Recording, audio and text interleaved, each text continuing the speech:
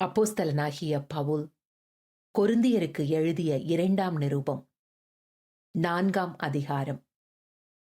இப்படிப்பட்ட ஊழியத்தை உடையவர்களாகிய நாங்கள் இரக்கம் பெற்றிருப்பதால் சோர்ந்து போகிறதில்லை.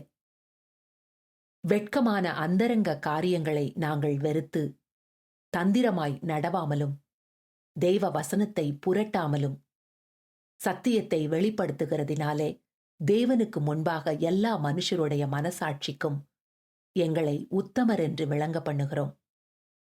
எங்கள் சுவிசேஷம் மறைபொருளாயிருந்தால் கெட்டுப்போகிறவர்களுக்கே அது மறைபொருளாயிருக்கும். தேவனுடைய சாயலாயிருக்கிற கிறிஸ்துவின் மகிமையான சுவிசேஷத்தின் ஒளி அவிசுவாசிகளாகிய அவர்களுக்கு பிரகாசமாயிராதபடிக்கு இப்பிரபஞ்சத்தின் தேவனானவன் அவர்களுடைய மனதை குருடாக்கினான்.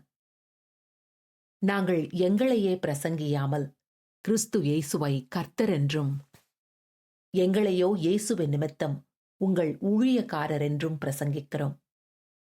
இருளிலிருந்து வெளிச்சத்தை பிரகாசிக்கச் சொன்ன தேவன் இயேசு கிறிஸ்துவின் முகத்தில் உள்ள தமது மகிமையின் அறிவாகிய ஒளியை தோன்ற பண்ணும் பொருட்டாக எங்கள் இருதயங்களிலே பிரகாசித்தார். இந்த மகத்துவமுள்ள வல்லமை எங்களால் உண்டாயிராமல் தேவனால் உண்டாயிருக்கிறதென்று விளங்கும்படி இந்த பொக்கிஷத்தை மண்பாண்டங்களில் பெற்றிருக்கிறோம்.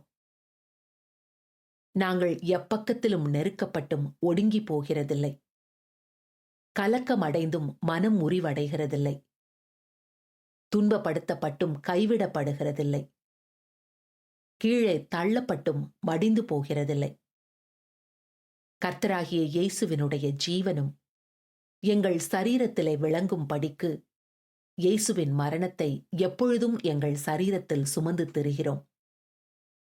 எப்படியெனில் சாவுக்கினமான எங்கள் மாமிசத்திலே இயேசுவினுடைய ஜீவனும் விளங்கும் படிக்கு உயிரோடிருக்கிற நாங்கள் எப்பொழுதும் இயேசுவின் நிமித்தம் மரணத்திற்கு ஒப்புக் கொடுக்கப்படுகிறோம்.